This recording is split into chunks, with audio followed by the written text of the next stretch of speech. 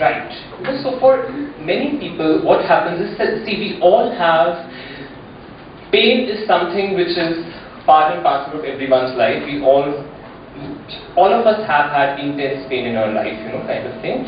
But at the same time, our capacity to bear the pain, or capacity to deal with that pain really differs from one individual to another individual, and most of the times it has to do something with our initial development as a person, kind of thing. It has to do with both the initial development as a person, and even if we have had a good initial development, if we really go through a very traumatic life crisis at a later stage, our capacity to experience and deal with the pain would be really hampered.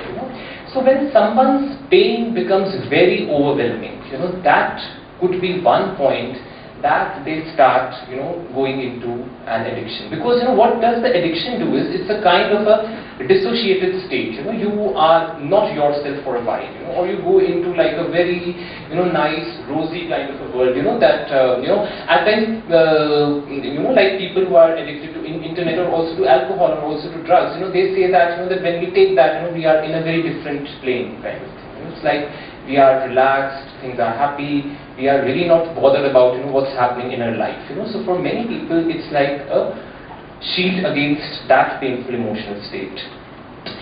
So what does addiction generally do is that it numbs these very intense emotions. That if you are feeling very lonely, if you are feeling very empty, if you are depressed, if you are feeling a lot of meaninglessness in your life, if there's a lot of rage, In our Indian culture, especially, rage is a very, very difficult emotion, because we are a very close-knit culture, and there's a lot of high value placed on relations, so it's very hard for people at times to, express and deal with their rage, So they either repress it, or it comes out in a very violent kind of a form, but there's hardly any middle ground to that kind of thing.